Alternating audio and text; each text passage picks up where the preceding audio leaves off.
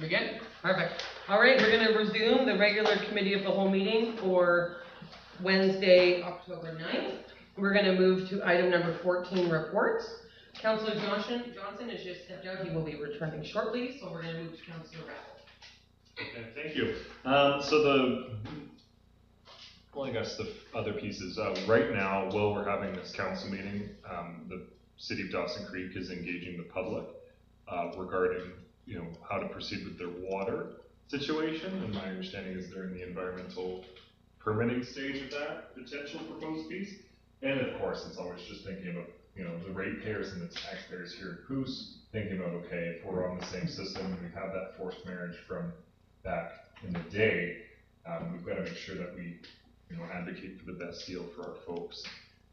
Anywho's, there's that piece there, and then there's, of course, myself and two other members of this body attended DCM down in Victoria a week or so ago, and I'll have a full report for the next regular council meeting, as this is a committee meeting. But anyways, we had a lot of really good discussions, and having been the third time that I've been down there, I'm starting to get the hang of it, the groove of it, which sessions to attend, which resolutions, this, that, and the other.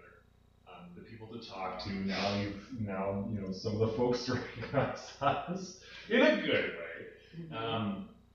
I would say the long and the short is we had some really great discussions with a lot of really great people. We, as the village, are able to punch above our weight class and actually talk to a lot of folks that rarely even get the ear of other, they rarely, they're busy folks. Anyways, I'll go into further detail at the regular council meeting, I'll admit. And it was a wonderful opportunity. I think we've come away with some good stuff again. And I think it's absolutely critical that we always send representation to this, because this is our advocacy to the province. And I'd like to always remind folks of that this is our actual opportunity to go directly to the province and the ministers and their staff and talk with them and sort problems out and realize that we all have, similar hopes. We all want a good place to live. We want people to have homes, and we want people to have jobs, and we all really want the same thing. And not at the end of the day, it's just the difference in getting there is really all it is. And they're all people at the end of the day. And so it's always a lovely opportunity. So I'll leave it there and yield my time. Thank you. Councillor Wall?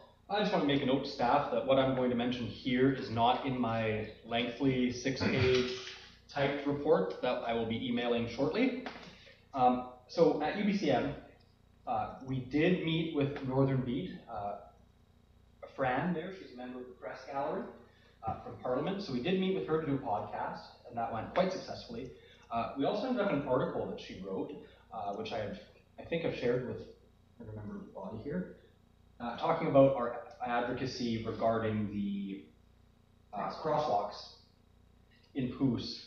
There's a fun little picture I took that's included in that, where the garbage cans in Victoria have a button that you press, and it has a flashing light on it to open. So it's to open them up. So anyways, that's in there. I said that Victoria and the province squander flashing lights on garbage cans. That's my quote. I want to do a big thank you to Fran at Northern Beat and to Richard Zussman of Global News. He gave us a shout out on Global News and in the podcast Hotel Pacifico, talking about our advocacy and how when we arrive, Poos Koopy specifically, arrive at UBCM, we advocate as hard or even harder than some of the more larger, well-known municipalities in BC. So that made me feel really, really good. We did advocate for a caucus meeting in the north, and I'm happy to say that in the summer, this summer of 2026, David Eby and the NDP caucus will be meeting in Fort St. John. I'm not sure of those dates exactly. In our ministerial meetings, and just ministers ran into, I did mention the ad hoc grants that we have to apply for all the time, that they aren't as helpful as they think when it comes to provincially mandated projects, because without ongoing operational funding and our staffing constraints, they're not, basically, I mentioned that they can either stick to their own lane or provide real support for these projects when it comes to ongoing. It's great that they can give us some money to start it, but now we have to fund it ongoing. And that, I did mention to 5 different ministers and the Premier directly that is a serious issue, and that a lot of our staff time is going to provincially mandated projects that maybe aren't the biggest priority for the village. When it comes to, like, they download everything, and then that takes our staff time, that takes our operational funding, and we don't have that. Also, lots of conversations there regarding, I also did mention this to the Premier, was the support for oil and gas sector in BC is very important. We do have an $11 billion deficit, and it's an amazing employer here in Coos and around. Doing a little bit of research down there, I did find that it appears that over 1/3 of households in the village during the most recent census have some sort of income from resource development. Is how it's worded, which we know here would be either oil and gas or potentially the mines in Tumbler. Yeah. So really pushed for that.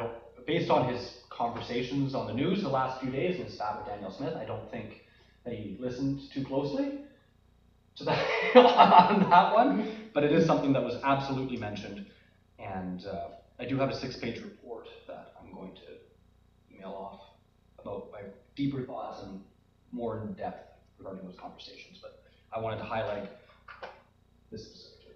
Yeah, wonderful, thank you. Councillor Whittle?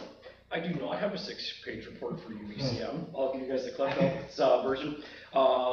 There was a great opportunity to go down. Got the opportunity to network with some of our neighboring communities and some of the neighboring councils that we don't necessarily get a chance as councillors to see and exchange ideas very often, so it was great to have that opportunity. We did get a chance to meet with the Minister of Transportation, and we brought up to the Minister, and the exact words we used were a flashy blinky light. And the Minister asked us what a flashy blinky light was, which led the opportunity to lead into the talk about a pedestrian activated crosswalk. We made an impression on his staff when we went in with the fact that we asked for a flashy blinky light. So that was great.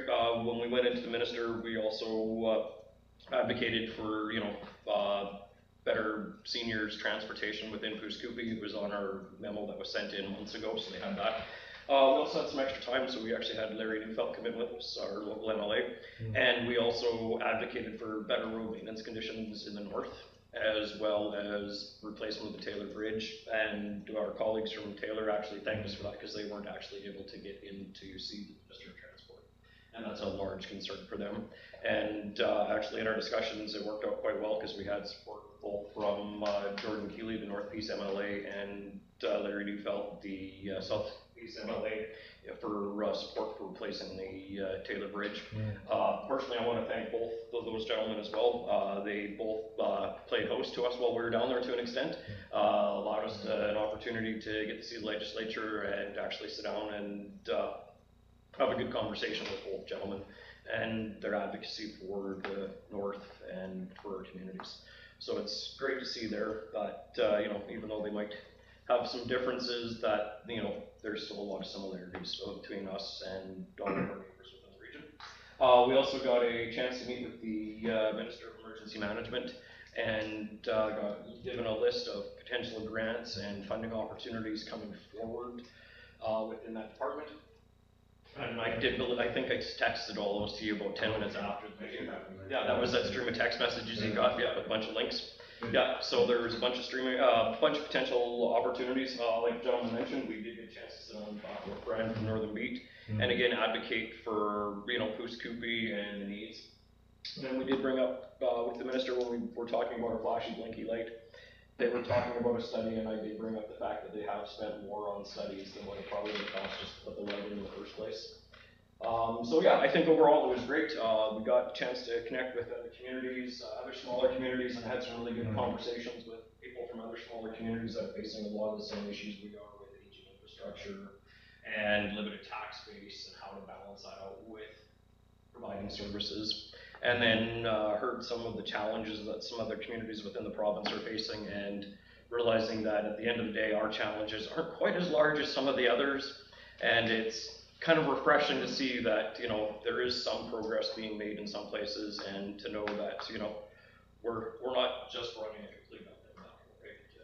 We're not as far as behind the mark as you thought. No, we're doing pretty good, and it was a great opportunity to actually touch base with several of the conservative leader MLAs as well. Had the opportunity to meet with several of them as well at social functions and stuff like that. So it was a great networking opportunity. One thing I did really like, and hopefully it comes to be, is the Premier had mentioned that there's going to be provincial support to actually move UBCM in the future to Prince George, which is great to actually get north of Hope, right? You get to see the rest of the province that's beyond Hope. We advocate. Yeah, and we were also big advocates for more support up north, right? So I did have the opportunity too to meet with some BC Ferries people as well while I was down there. They were quite thankful that I wasn't one of the people that rely on the ferries, so I didn't have a list of complaints for them. It was nice to just sit down and have dinner. So yeah, no, overall, great opportunity. Look forward to it. I've been to 2 now in my time with this, and out of all the conferences we go to, this definitely gives us that opportunity to get in front of the ministers, or even just who you run into in a social function, in a social setting, to see what opportunities they have for you. So we were also able to touch base with the Canadian Petroleum Producers of Canada. Yeah, Petroleum Producers of Canada, CAP. We were able to touch base with them several times, as well as the Alliance for Natural Resources, and help spread the word on that. And yeah, so overall it was a good conference. I think we came away with quite a bit, and you know, pointed us in some more direction, and give us some more direction of some opportunities that we could possibly bring to Pouce Coupe. Wonderful. Thank you. Yes. May I add something to my report? It's not in your 6 pages. No, it's not my 6 pages. Is I would really like to thank MLA Jordan Keeley of Peace River North for the hours of conversation and the tour that he gave us of Parliament with Keith Baldry. That was actually a really fun time there, and saw a lot. I spent a lot of time in the library. He kind of let me in, and I waited there, waiting to find documents all day one day. So anyways, so I really want to do a big shout out to him, as well as MLA for Peace River South, Larry Neufeld. We did actually end up having a couple of lunches with him, and I got to know the guy. Seriously, got to know the guy. Seems like a good stand-up gentleman, and hours of conversation with him too. I want to thank him for that. Yeah, wonderful. Oh, and we got the opportunity to meet some of Victoria's police members as well. Oh, yeah. On one night on the way back to our Airbnb, we came across an individual that was visibly intoxicated. So yeah, we got the opportunity to meet with some of the members of Victoria's Police Department, and realize that, you know what, communities big and small, they still face, you know, struggles, and it just reinforces that, you know, us moving forward last year with the application that we did for Northwinds and helping move that project forward, how much it's actually needed. And in those conversations we had with some people, that, you know, it was actually brought up that it's really cool that Pouce Coupe is getting the facility that we have. So yeah, we're very lucky. Wonderful. Well, thank you. Moving on to my report. Busy couple of weeks. September 18th, I attended my PRD board meeting. From that meeting specifically, there really wasn't much regarding the village. I do have stuff regarding the meeting from October 2nd I'll touch on as I go through my report. September 19th, I was invited by LNV to attend their National Tradesperson Breakfast at 5:30 in the morning. I did make it. Mr. Malcolmson may have slept in, I don't know. He made it as well. It was a wonderful opportunity to meet with some of those oil and gas and industry workers within our community and surrounding area. They were wonderful hosts. The breakfast was amazing and super delicious. It's really not like a big, you know, everybody comes in and sits down. It's sort of like a rotating people coming in, getting food, and some sitting and eating and some leaving. It seemed like a wonderful turnout. Everybody there was absolutely welcoming. I really got a chance to connect with LMB, who's been doing a lot of work within the community recently. We've been seeing a lot of different stuff coming from them regarding sign permitting and stuff. So it was nice to actually connect with them and meet face to face. Then on September 19th, I also did the lagoon visit with all of you. Oh yeah, we did that Yes. too. And that was a wonderful afternoon. A big thank you to Urban Systems and the crew out there for having us come out and take pictures and wander through the site and see all the different work that's been going on. It was quite surprising to me to see how dry the river actually is. They do have kind of a portion of it dammed off, but it's not, it's more of a trickle that they're damming than anything else. And while the weather and the low water has been phenomenal for the work that they are getting done, it was definitely a little bit scary to see how low our river has actually gone down to. But a huge thank you to them for having us out. Our public work guys came. It was great to, kind of hear their insight on the work as well. September 20th, I attended the Harvest Tea held by the Pouce Coupe Museum. Great turnout. Again, they always have a beautiful setup of home baked goods, and it's like a rush. Like if you're not at that table the second the door opens, all the really good stuff goes. Oh, And so I was like 20 minutes late and missed out on the butter tarts. I was so bummed. I know. But another fantastic turnout. I know that our museum is always so thankful to all the people who donate and bake and donate to the silent auction. Definitely not as many donations this year as we've seen in previous years, but I know a lot of our local businesses are definitely struggling with a lot of the stuff that's going on in the States. And so that's having a large impact on quite a few of them. So there wasn't as many items for the silent auction, but those who could definitely did. So a huge thank you to everybody that shows up year after year and supports our little community and our little Pouce Coupe Museum. From September 21st, 27th, while you guys were at UBCM, I was at Disneyland with my children. Trip of a lifetime. I know a lot of people were kind of surprised that I didn't go and that I entrusted the three of you. But honestly, you guys did such a phenomenal job. I had absolute faith that you guys were going to kill it. And I have heard from many people that Pouce Coupe always makes an impression. Is it a good impression? It's a good impression. See, didn't we have a conversation? If something comes up with third issue, that's not just unsupervised. And you guys made a very good impression on everybody who was there. I've heard nothing but positive things, which has been so wonderful. It's sort of like that mother hen feeling. And I didn't worry. The entire time I was there, I knew that everything would be taken care of. Thank goodness, because my internet in California was terrible. Me and poor Mr. Malcolmson were trying to work over WhatsApp, and the messages it was not working out well. But I had a fantastic week with my girls, and I haven't really taken a ton of vacation time since I've done the whole mayor gig, and they are getting older and growing, and so it was so awesome to be able to kind of go on this family trip of a lifetime and just really experience that childhood glee in my children that are now 12 and 14. So they are definitely getting older. They were, 8 and 11 when I started. So thank you all so much. You guys did a phenomenal job, and I'm so thankful for all the advocacy and the work that you three gentlemen did, and just the sense of I didn't worry the entire time. So it's so nice to know that we are a single-minded, one-minded group, and that I know I can send you down there, and you're not going to talk about crazy off-the-cuff things or start advocating for things that don't matter. Haven't heard the podcast yet. That aren't specific. I haven't heard the podcast yet. You are correct, but I have absolute faith you did a phenomenal job, and I'm absolutely not worried about it. And I really hope the community takes time to look into the news articles from Beat. What's it called?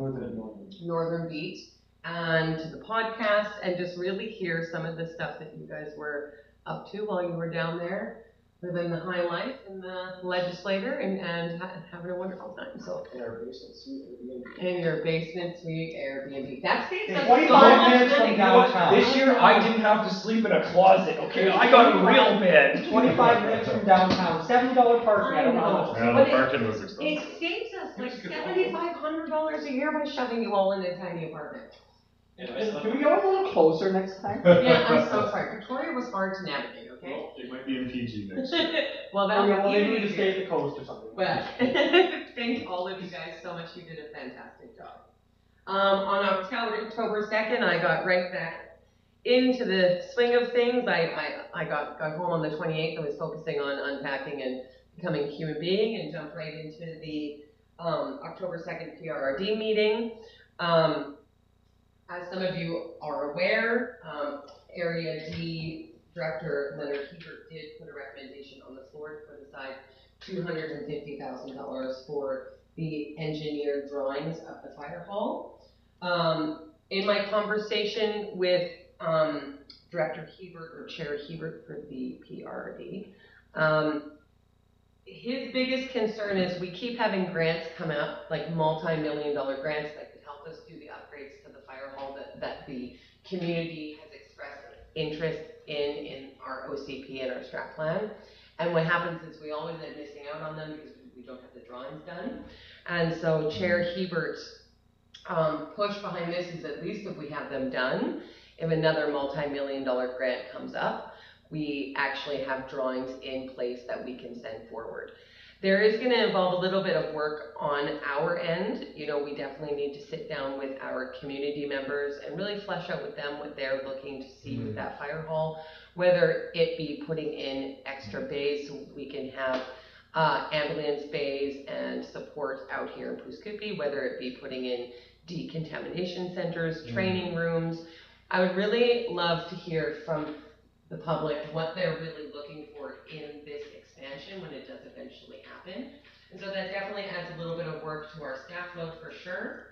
But there was a little bit of confusion from an article that went out today that was talking about 500,000 and then 250,000. It was a little bit confusing, but Chair Hebert has put forward from the Area D budget $250,000 for the engineered drawings.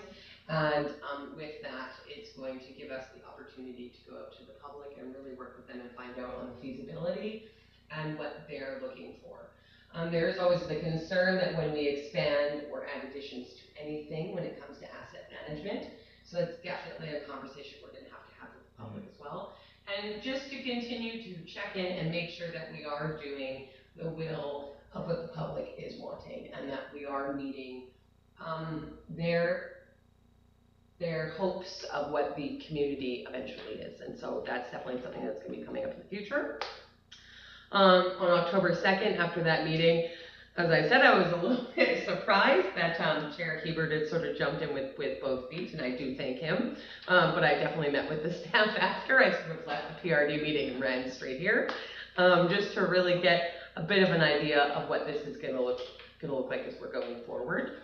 And then October 6th, I met with the Northwinds Wellness Center Advisory Committee. I do have a seat on that committee. We're in the midst of working out our terms of reference and really what the role of the committee is when it comes to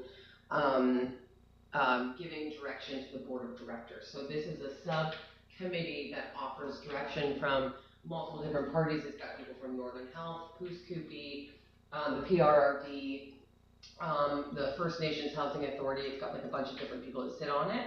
And our role is going to be giving direction to the board of directors of the Northwinds Wellness Center. So we're just in the midst of fleshing out exactly what this is going to be looking like. So I've been working with them on that. On October 8th, I attended, well, via Zoom, the Northern Medical Program Trust.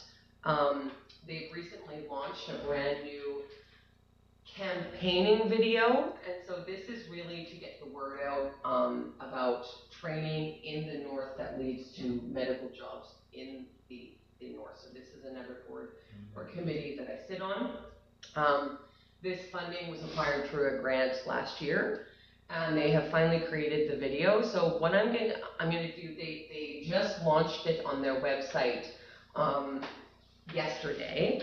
And what I would like to eventually do is actually have it shown here for this body so that you guys can see what the Northern Medical Program Trust is like actually working on. They are going to be attending the resource Forum. They're going to be looking at attending, what is the other one that we go to, not UBC? NCLJ, thank you.